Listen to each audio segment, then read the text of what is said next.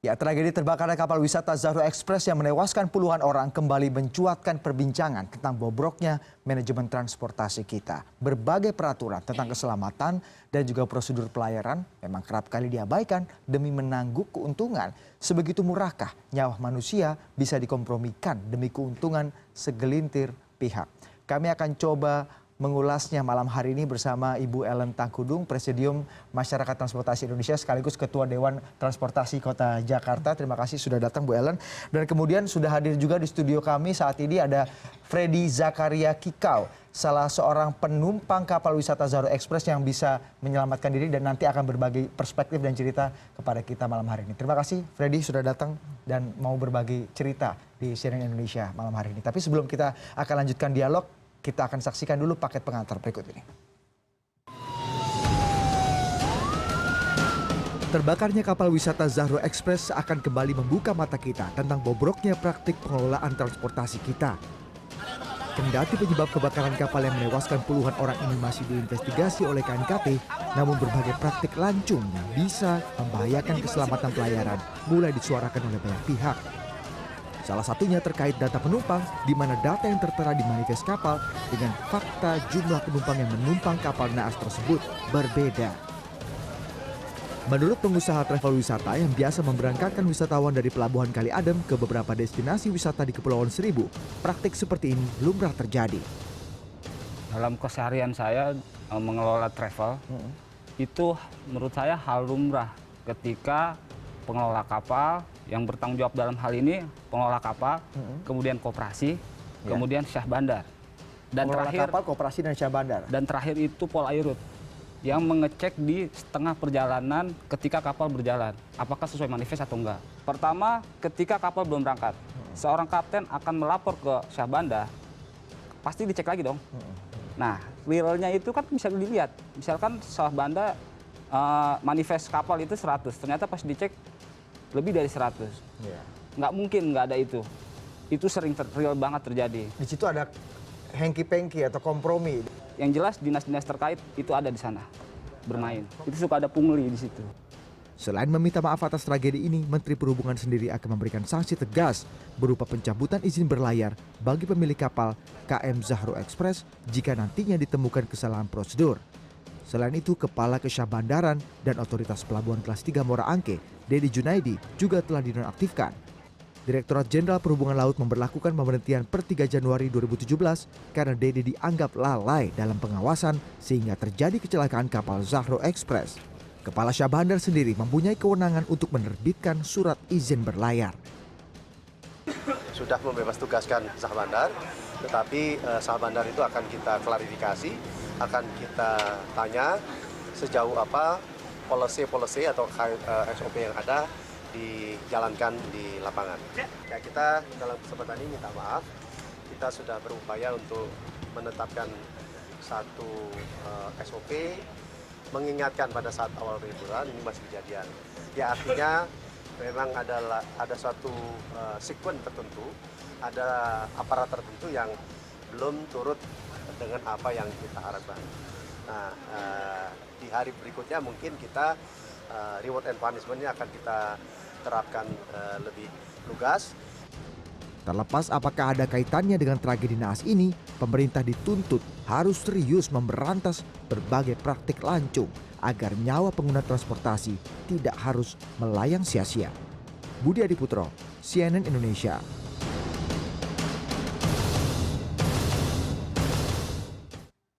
Ya, langsung saja kita akan berbincang malam hari ini. Saya akan ke Freddy dulu. Freddy, Anda berhasil selamat dari tragedi naas yang terjadi kemarin. Bisa diceritakan ke kita bagaimana kronologi kejadiannya, seperti apa situasinya? Baik, kronologinya itu pertama kami tahu ada kebakaran. Sebelumnya ada yang teriak dari bagian belakang penumpang, ada yang teriak bahwa ada satu bapak-bapak dan anaknya kecemplung, jatuh. Nah, lalu itu berapa lama, berapa jam atau berapa menit setelah kapal berlayar? sekitar 20 menitan, 20 menitan. Ya, oke. Kemudian? Lalu Jadi ada yang teriak itu setelah 20 menit berlayar semua aman-aman aja, tiba-tiba ada yang panik gitu. ada yang panik. Kemungkinan orang yang tadi menjatuhkan dirinya itu kemungkinan dia sadar bahwa ada bagian kapal yang terbakar. Lalu mereka menjatuhkan diri. Mereka ini ada posisinya ada di mana, Fred? Sorry ya, saya potong-potong terus ya. Iya. Itu posisinya ada di mana? Ada di dalam dek kapalnya atau di atas atau di luar? Dek bawah, di paling bawah. Jadi kapal ini ada dua tingkat gitu. Betul. Anda sendiri ada di posisi mana, Fred? Saya di atas, Oke. yang lantai 2, Pakai AC. pakai AC. Oke. Terus kemudian? Lalu belum ada 1 menit, di belakang bagian atas ada yang teriak, ada yang kebakaran juga. Ada yang kebakaran, mulai gaduh, suasana situasi jadi gaduh. Pada ngambil life jacket, melarikan diri keluar ke buritan depan. Namun belum ada yang berani langsung menjatuhkan diri.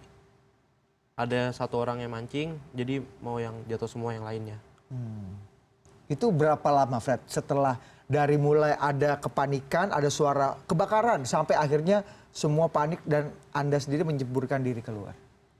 Kemungkinan langsung itu juga, saat itu juga Saat langsung. itu juga. Kesulitannya apa, Fred? Ketika proses, itu kan semua orang panik, semua orang pengen menyelamatkan diri. Apa yang ketika itu dilakukan sama seluruh penumpang dan kesulitan-kesulitan yang dihadapi seperti apa? Kesulitannya, banyak penumpang yang nggak menemukan life jacket. Karena ada life jacket juga yang masih diplastikin. Itu ada di bagian atap. Karena pas saya udah jatuh, saya lihat 1 awak ada yang membagikan life jacket di atap paling atas, di dek ketiga. Oke, jadi memang tidak semua memakai life jacket dan ketika berlayar tidak semua memakai. Jadi memang tidak dianjurkan untuk memakai. Tidak dianjurkan. Life jacket berada di tempat duduk masing-masing. Kemudian, oke. Terus ada cerita apa lagi, Fred, yang mungkin bisa dibagikan kepada kita? Kepanikannya seperti apa, situasinya seperti apa yang bisa kamu gambarkan? Kepanikannya ya sangat panik karena mungkin orang-orang situ baru pertama kali mengalami kejadian tersebut. Dan nggak banyak juga di situ yang bisa berenang. Jadi semua penumpang tidak memiliki, tidak semuanya memakai dan mempunyai akses kepada life jacket. Faktornya karena kurang life jacketnya, kebanyakan penumpangnya, atau life jacketnya tadi seperti kata Anda diplastikin, jadi susah untuk diakses. Itu banyak juga penumpang yang ilegal. Jadi seharusnya berangkat kami dari jam 7, tiba-tiba ngaret jadi jam 8 lewat. Jam 8 pagi lewat. Itu kenapa tuh? Kemungkinan dia menunggu penumpang-penumpang yang lain biar bisa penuh kapal.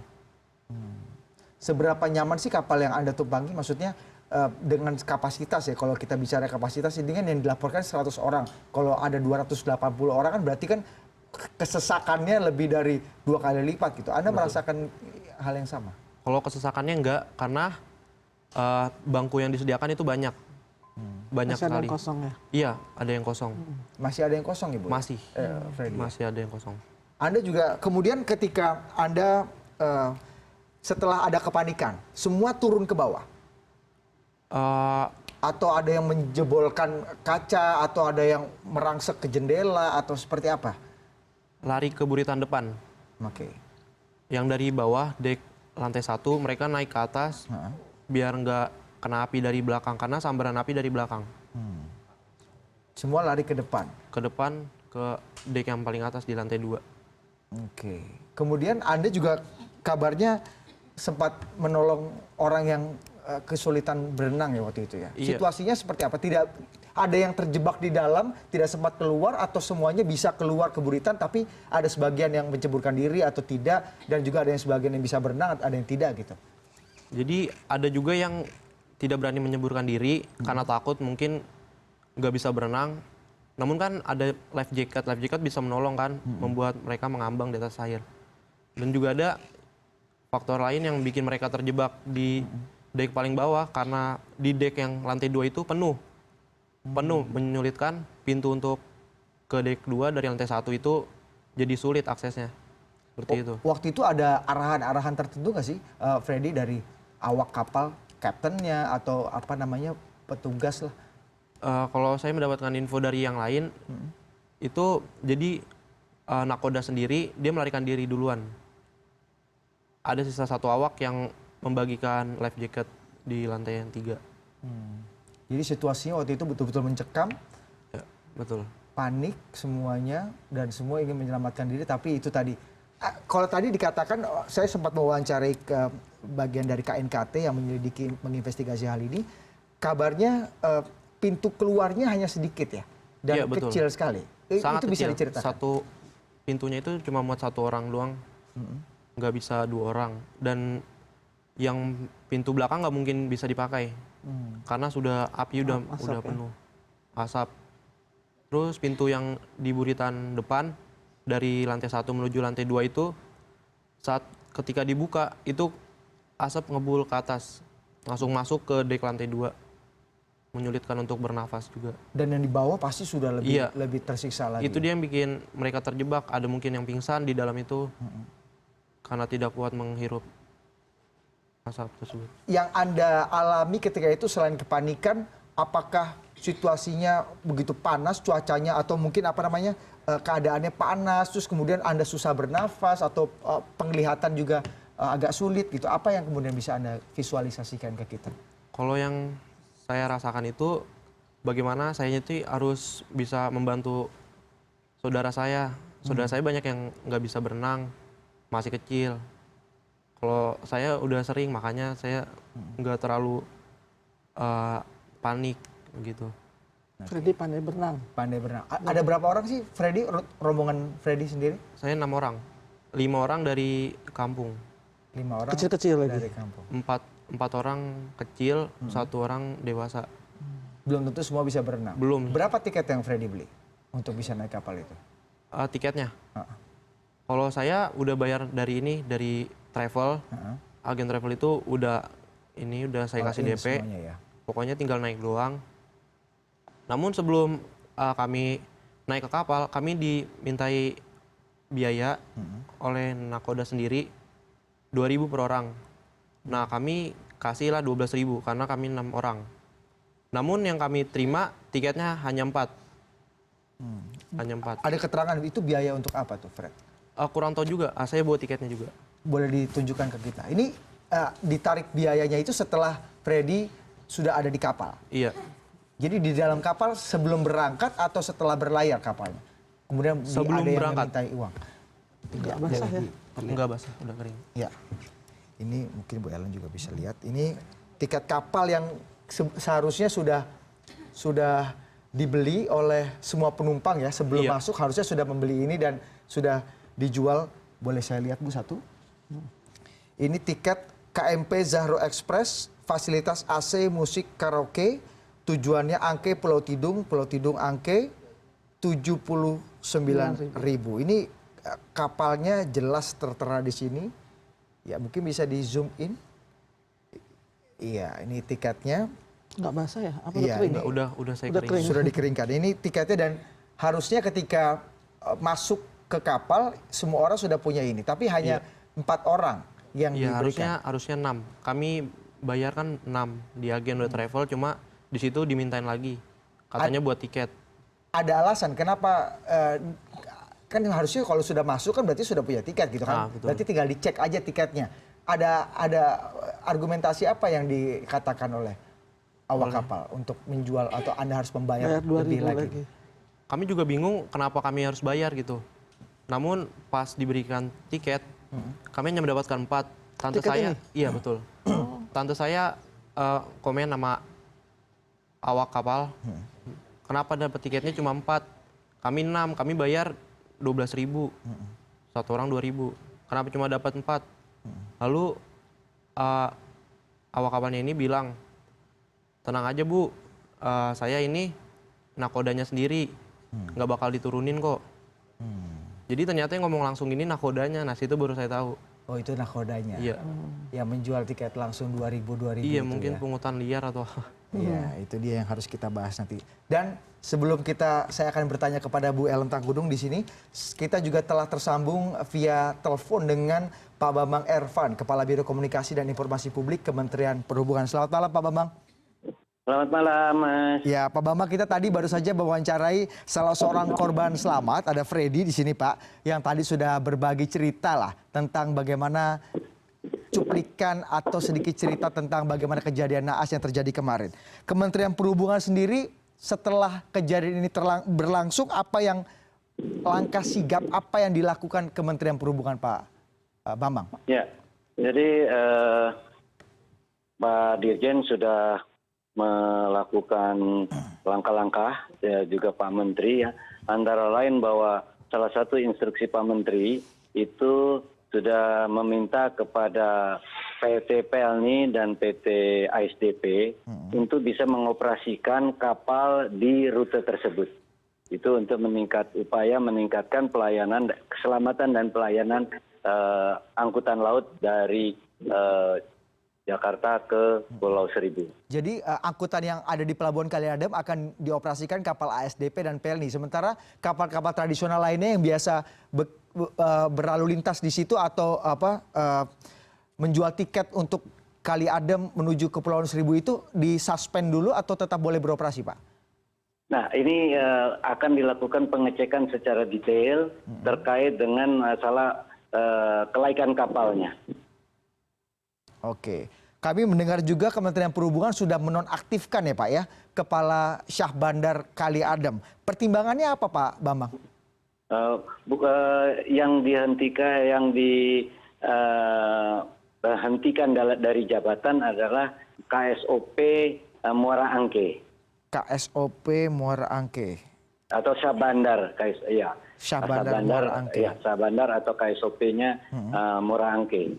Pertimbangannya apa Pak Bambang? Ya, tadi yang pertama adalah adanya kesalahan prosedur, yaitu adanya manifest yang berbeda dengan jumlah penumpang yang diangkut. Kesalahan prosedur dan perbedaan manifest ya Pak ya? Ya, perbedaan manifest penumpang, jumlah penumpang dengan jumlah penumpang yang diangkut. Oke. Karena dalam menerbitkan SPB, ya, surat persetujuan berlayar, seorang Syah Bandar itu harus mengecek secara langsung keseluruhan, baik itu jumlah penumpang, kemungkinan kelebihan muatan, mengecek mengenai administrasi dari kelaikan surat kelaikan kapal, itu yang harus dilakukan. Dan ada SOP prosedur untuk seorang Syah Bandar dalam menerbitkan SPB. Berarti Anda menilai prosedur untuk menerbitkan SPB ini tidak dilakukan oleh Syah Bandar yang kemudian Anda atau Kementerian Perhubungan nonaktifkan gitu Pak? Iya, betul. Apa yang dilewati Pak? Prosedur-prosedur apa yang dilewati Pak? Kalau untuk itu akan dilakukan investigasi, tapi secara kasat mata bisa diketahui bahwa SPB diterbitkan, adanya perbedaan tadi data dari manifest dengan jumlah penumpang yang diangkut.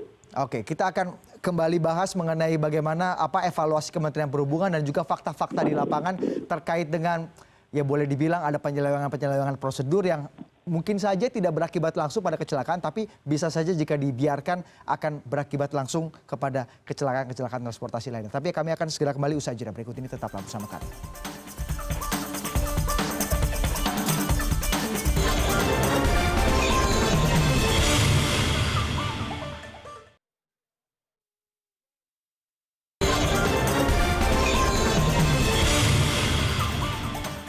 Ya, kita ketahui bahwa hari ini Menteri Perhubungan sudah menyatakan menonaktifkan Kepala Syah Bandar, berarti ada evaluasi dan juga tadi Pak Bambang Ervan juga mengatakan ada kesalahan prosedur dan juga beberapa hal lain yang dilewati atau dikesampingkan oleh Syah Bandar sehingga dia dinonaktifkan. Tadi Anda mengatakan bahwa ada kesalahan prosedur dari Syah Bandar ini. Prosedurnya seperti apa sih Pak Bambang? Mungkin bisa dikasih tahu kepada kita cek and rechecknya, pengawasannya sampai otorisasi sampai kapal akhirnya bisa berangkat itu seperti apa tuh Pak Bambang? Ya, jadi kami di sini di Dirjen Perhubungan Laut sudah membuat satu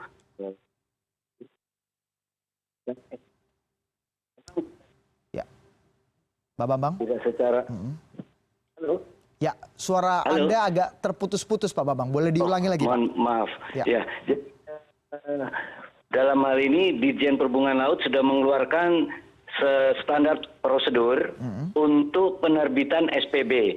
memang SPB tidak secara langsung bisa dalam hal kaitan kejadian ini menjadi penyebab kecelakaan. Betul. Namun kesalahan yang dilakukan itu juga berarti diabaikannya pelaksanaan prosedur tadi, Pak. Ya, nah, ini yang menjadi perhatian kita semua.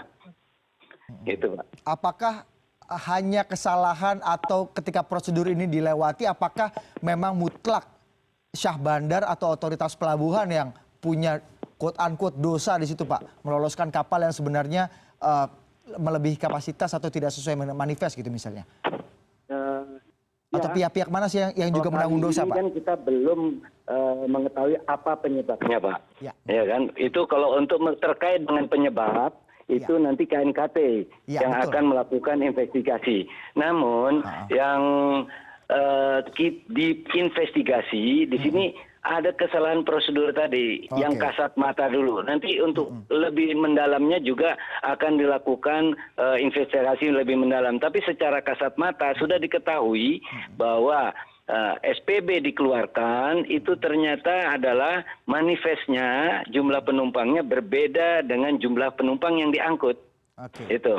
Harusnya ketika ada laporan dari kapten, kan misalnya ketika kapten sebelum berangkat pasti akan melaporkan ke Syah Bandar manifest penumpang. Betul. Dan kemudian ada recheck dari otoritas pelabuhan, dalam hal ini bisa Syah Bandar ataupun KPLP ya, Pak ya. Berarti kan kalau Syah Bandar. Kalau faktanya Iya. itu berbeda, berarti otorisasi harusnya tidak boleh dikeluarkan gitu. Ya. Iya, begitu ya Pak Bambang ya.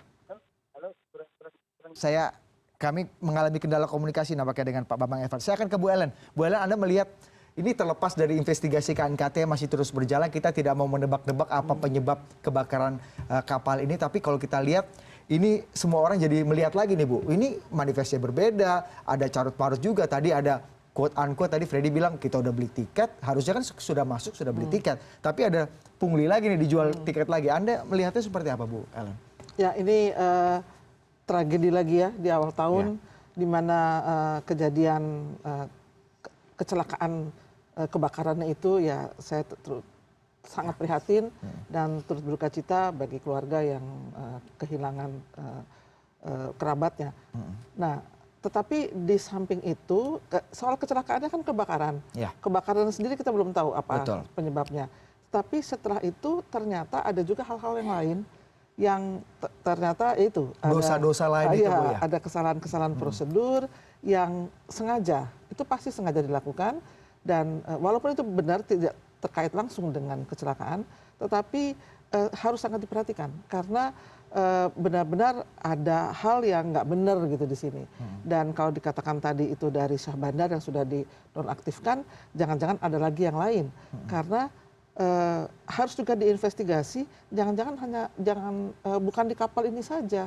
Kalau lihat seperti biasa-biasa saja kan, berarti di kapal-kapal yang lain juga harusnya juga diinvestigasi juga. Apakah memang kejadian ini terjadi juga? Karena ini liburan. Liburan ini kan pasti banyak peminat. Demand-nya tinggi sekali Bu Demand-nya ya. tinggi sehingga kadang-kadang ya bayar berapa saja bolehlah, dan bayar berapa sajanya itu jangan-jangan di luar dari yang resmi seperti ini, dan itu terjadi di depan mata kita gitu. Jadi saya sangat prihatin nih, bukan saja kecelakaannya, tetapi ada kesalahan-kesalahan prosedur yang disengaja yang pada suatu titik atau pada suatu saat bisa juga menyebabkan kecelakaan kan. Kalau tidak cocok manifest kan kita nggak tahu jadi berapa penumpang yang naik gitu. Dalam wawancara kita dengan pengusaha travel beberapa waktu yang lalu, ketika ditanya apakah perbedaan manifest lebih banyak seperti ini, itu lumrah terjadi, kata dia sangat lumrah karena kabarnya ada quote unquote hengki-pengki atau kompromi nih antara pengusaha angkutan, koperasi dengan pengelola otoritas pelabuhan. Anda juga melihatnya seperti ini, praktek-praktek yang banyak terjadi nggak sih Bu? Sangat mungkin ya.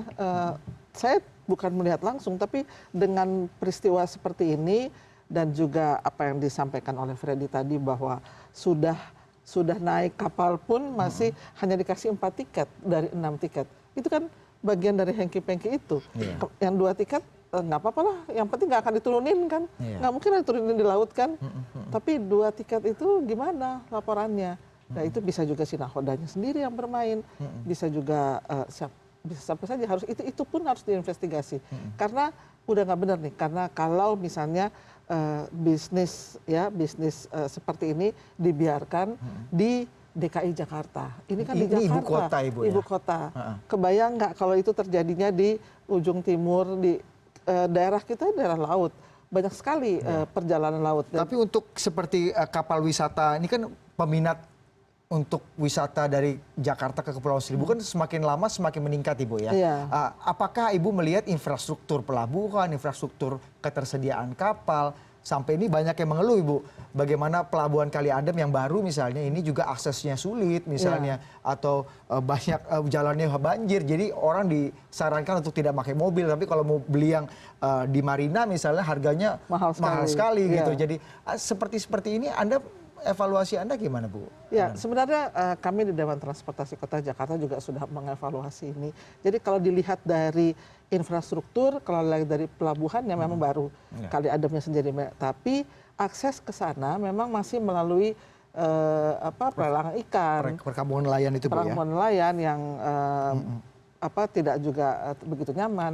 Lalu belum ada angkutan khusus yang langsung ke situ. Betul. Kabarnya jalannya kecil sekali, banjir, kemudian agak bau karena melewati tempat bukan agak sampah. Ikannya itu. Nanti Freddy juga bisa cerita barangkali ya. Nah, kemudian sebenarnya kalau dilihat dari liburan seperti ini, harusnya ada perhatian khusus ya. Karena kan angkutan darat, angkutan udara, angkutan laut pun pemerintah perhatian khusus. Nah, untuk penyeberangan harusnya ada perhatian khusus karena mungkin saja demandnya tinggi. Pasti ya, demandnya tinggi. Kalau perjalanan Angke ke Tidung dan pulau-pulau lain itu kan memang rutin. Setiap hari juga ada. Karena ini kan dia tidak bilang di sini juga berangkat jam 8, kembali dari sana jam 11. Itu setiap hari ada. Ada beberapa kapal juga, ada kapal-kapal dari milik operator rakyat, ada juga kapal milik Dinas Perhubungan. Itu ada KM Kerapu ya. Itu juga boleh diperjualbelikan untuk umum, Ibu ya? Oh ya, itu untuk umum juga. Nah, saya pernah dengar tahun 2015 kalau nggak salah, pemerintah pusat pun memberikan kapal Sabuk Nusantara yang kalau nggak salah berangkat dari pelabuhan Sunda Kelapa. Dan itu saya nggak tahu juga, mungkin Pak Bambang Ervan bisa menjelaskan. Itu juga kan satu kapal yang sangat layak ya untuk penyeberangan ke sana. Statusnya seperti apa, karena ada beberapa teman yang mau naik kapal itu juga tidak tahu jadwalnya seperti itu. Kemudian ada lagi kapal yang lebih VIP itu dari Marina. Ya, kalau itu tidak bermasalah, Bu ya. Safety-nya, kemudian kapasitas juga. Tetap juga harus diperhatikan ya, tetapi permainan-permainan itu mungkin tidak ada karena yang dibayar itu ya sudah sesuai dan mereka tidak berani main-main. Tapi yang kapal rakyat ini yang memang digunakan juga untuk wisata itu yang harus sangat diperhatikan. Model-model seperti itu yang ya kecil-kecil ini, tapi kan antara 100 dengan 200 kan jadi 2 kali lipat. 100 orang yang mungkin uangnya nggak jelas kemana. Ya meskipun ini 2.000 cuman misalnya 2.000 tadi ya, Fred ya. Ini sebenarnya di sini harganya 79.000, tapi Freddy ditarik lagi Rp2.000 katanya untuk beli tiket. Padahal di sini kalau Anda bisa zoom lagi, boleh di zoom sekali lagi, ini angkanya di sini tertera 79.000, tapi Freddy dalam pengakuannya mengatakan bahwa dia ditarik uang Rp2.000 untuk satu tiket ini. Berarti kan ini bukan, jelas. Mestinya sih bukan untuk tiket ini. Iya, 2.000 makanya, itu tapi bisa biaya ya, pelabuhan, bisa ya. Tapi yang diberikan kan tiket ini, Bu. Nah itu dia, kemudian yang seperti kita transparansi. naik pesawat di situ ada airport tax gitu, seperti itu. Mungkin seperti itu, mungkin. Jadi, tetapi dia harus ada stroke sendiri yang 2.000. Jadi memang betul-betul semacam quote-unquote asal-asalan sekali, Bu. Yang penting naik, yang penting bayar, udah yang penting semua beres. Nggak mungkin diturunin kan? Nggak mungkin diturunin kan, tapi yang penting, tapi prosedur-prosedurnya dilewati semua gitu. Nah, saya akan tanya ke Freddy lagi. Tadi kan, Bu Ellen tadi menyoroti bagaimana pelabuhannya juga meskipun sudah pelabuhan baru, tapi aksesnya masih jelek. Kapalnya juga nanti saya akan minta cerita dari Freddy, gimana sih kondisi kapalnya, terutama dari segi kenyamanan, tadi safety-nya, gampang nggak sih mengakses keluarnya gitu. Nah, kita akan tanya Freddy untuk bercerita lagi, tapi usaha jeda berikut ini. Kami akan segera kembali sesaat lagi.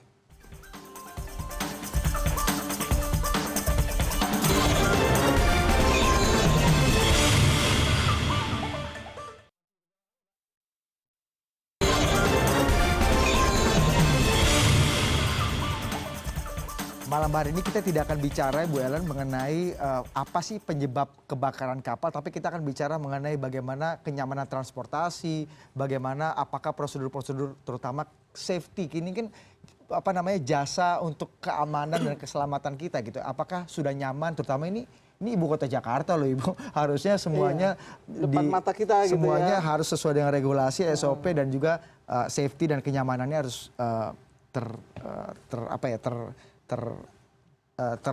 tergabung semua gitulah. Freddy, terpenuhi maksud saya. Ini susah sekali keluar kata-kata itu. Freddy, kalau tadi Bu Ellen sempat mengatakan bahwa akses masuk ke pelabuhannya itu agak kurang bagus, kondisi kapalnya juga katanya juga banyak yang mengeluhkan seperti itu. Gimana sih ceritanya, Fred? Kalau Anda lihat kondisi pelabuhannya, akses masuk ke sananya, terus kondisi kapalnya sendiri seperti apa?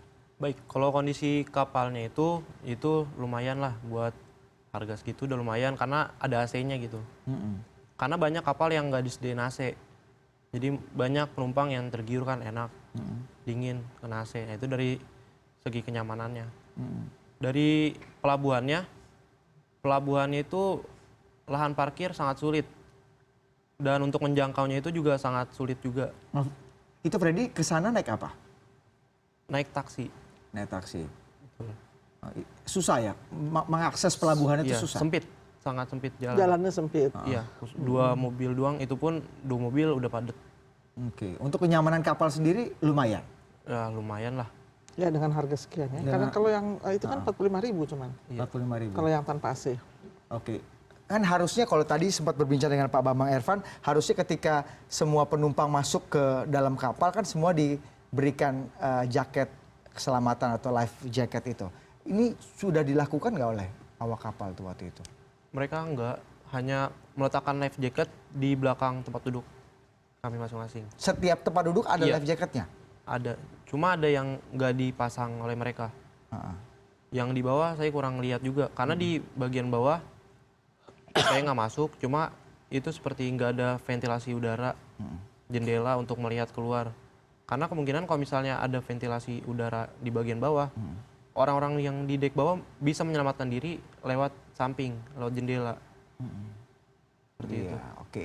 Tadi kan Freddy juga menceritakan bahwa life jacketnya itu banyak juga yang masih dalam kondisi terbungkus plastik.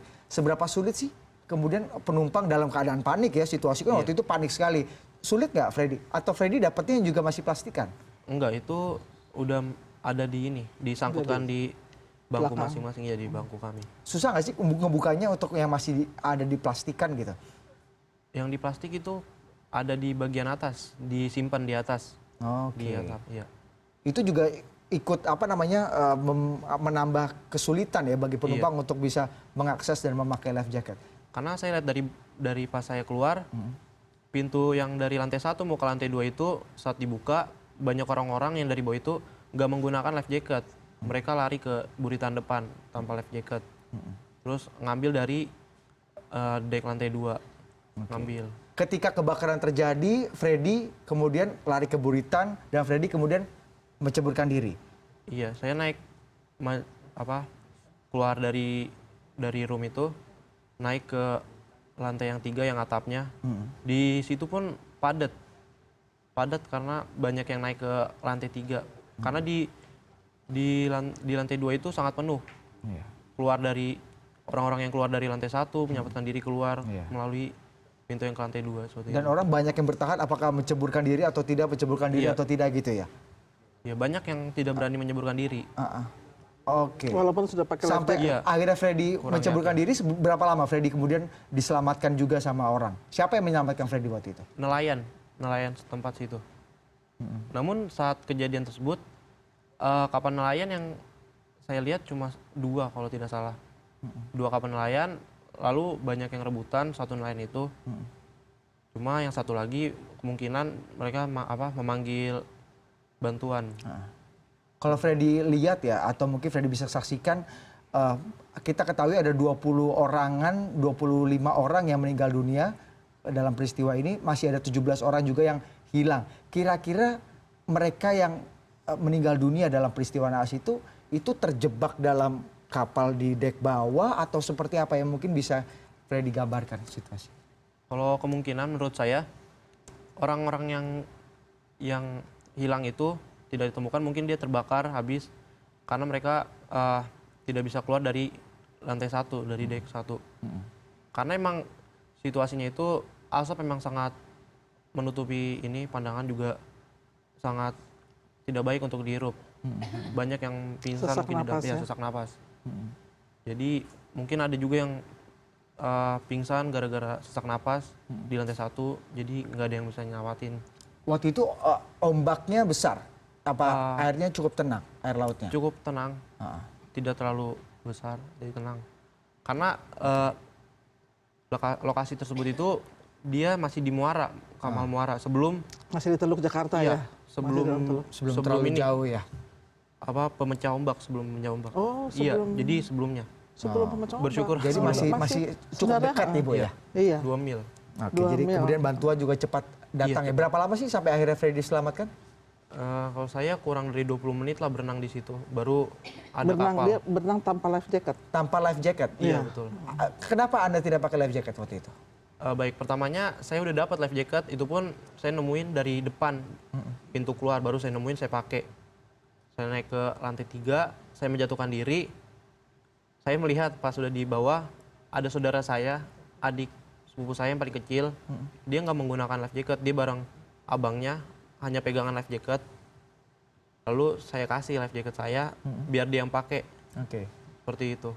Dia tidak mendapatkan life jacket itu? Iya, lalu mereka saya bawa ke kapal yang dekat dari situ. Saya menemukan pelampung lagi satu. Namun ada dari jauh, nggak dari jauh, ada 2 orang gadis, si remaja, dia bersama bapaknya satu, bapaknya ini keadaannya hampir pingsan, namanya hampir pingsan. Lalu saya jemput karena nggak tega melihat 2 orang gadis sama bapaknya. Itu tiga-tiganya tidak pakai life jacket? Mereka pakai 2, bapaknya enggak. Yang satu gadis itu ada yang kena luka bakar di lengan sampai ke ini mukanya. Iya. Lalu saya beri pelampung saya ke bapaknya, bantu tarik ke kapal yang terdekat. Jadi saling tolong-menolong satu Iya. sama lain ya waktu Iya, itu ya? Betul. Oke, saya akan kembali ke Pak Bambang. Pak Bambang, selain sebelum kita bicara mengenai pelajaran apa yang bisa kita ambil dari situasi dan kejadian naas seperti ini, apakah tadi Anda mengatakan bahwa ada beberapa prosedur yang dilanggar? Apakah memang otoritas pelabuhan sendiri hanya melakukan prosedur berupa pengecekan jumlah penumpang atau ada hal-hal lain yang mungkin juga harus dicek, misalnya life jacket atau prosedur keselamatan, atau mungkin seperti yang tadi dikatakan oleh KNKT, ini satu-satunya kapal yang memodifikasi kapal tradisionalnya untuk memakai AC sehingga agak sulit penumpang jika terjadi kecelakaan atau terjadi situasi emergensi untuk mengevakuasikan para penumpangnya gitu Pak. Ya, jadi yang pertama kalau untuk operasional kapal, yang prosedurnya itu adalah saat penerbitan surat persetujuan berlayar. Ya. Tapi kalau terkait dengan struktur kapal, itu diperiksa pada saat dilakukan penerbitan sertifikat kelaikan kapal. Ya. Kemudian kapal itu juga setiap 1 tahun sekali harus dilakukan pengecekan, karena ini kapal penumpang. Ya. Tapi yang melakukan itu adalah dari Direktorat Perkapalan. Gitu. Oke.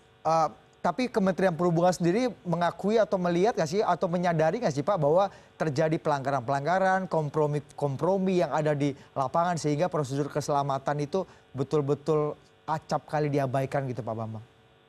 Ya, kalau kita ya sudah melakukan peringatan-peringatan, sudah menyampaikan ada namanya maklumat pelayaran dan instruksi menteri untuk melakukan prosedur-prosedur itu sesuai dengan ketentuan yang sudah dibuat. Ya. Nah, terkait dengan pengawasan, ini juga dilakukan pengawasan-pengawasan, ya, untuk diketahui bahwa setiap kondisi tertentu itu pejabat-pejabat di Kementerian Perhubungan di kantor pusat itu harus turun ke lapangan untuk melakukan pengecekan, ya, mengawasi petugas di lapangan sendiri bagaimana mereka melakukan pengawasan. Juga dari Kementerian Perhubungan, Ditjen Perhubungan Laut melakukan rem cek untuk pengecekan kapal.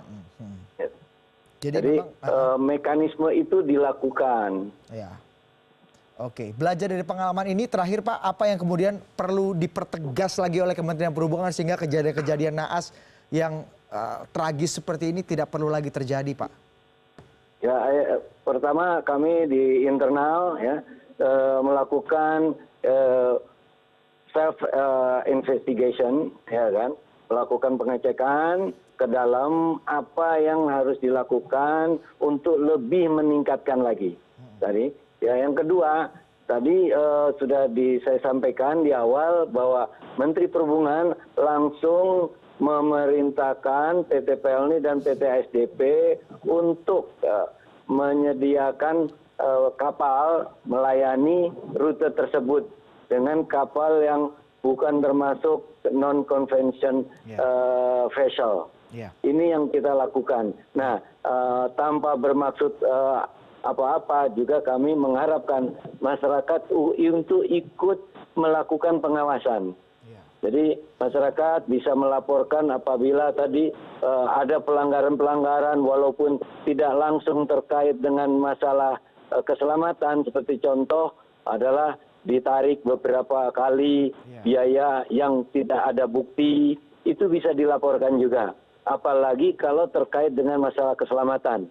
Jadi masyarakat, kami sangat mengharapkan sekali pengawasan dari masyarakat juga apabila ada pelanggaran-pelanggaran yang kasat mata dilakukan baik oleh petugas di kapal maupun juga ada dari kesabandaran, itu sangat diharapkan untuk dilaporkan. Jadi jangan pernah ada kompromi untuk safety ya Pak? Ke kontak center 151. 151 ya Pak Bambang, jika menemukan ada pelanggaran-pelanggaran atau kecurigaan-kecurigaan yang terjadi di lapangan, apalagi terkait dengan safety atau keselamatan itu ya Pak Bambang. Betul. Ya, tidak harus dia sebagai penumpang. Ya. Ya. Jika tidak harus sebagai penumpang, siapapun juga yang melihat. Baik. Ya, Pak, Ibu Ellen, singkat saja untuk terakhir, apa yang kita bisa pelajari dari tragedi ini dan juga carut-marutnya apa yang terjadi di pelabuhan, terutama di ibu kota ini? Tentang angkutan umum itu sendiri, itu kan angkutan umum ya, yang sebenarnya rutin melayani Jakarta dengan Kabupaten Kepulauan Seribu.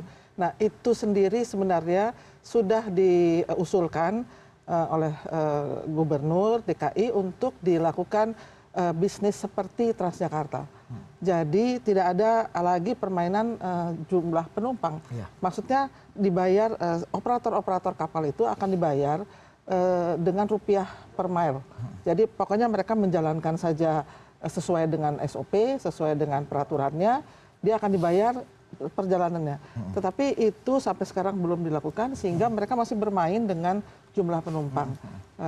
Itu mestinya sih sudah bisa diperhitungkan. Mungkin perhitungan rupiah per mile-nya berapa itu yang belum cocok.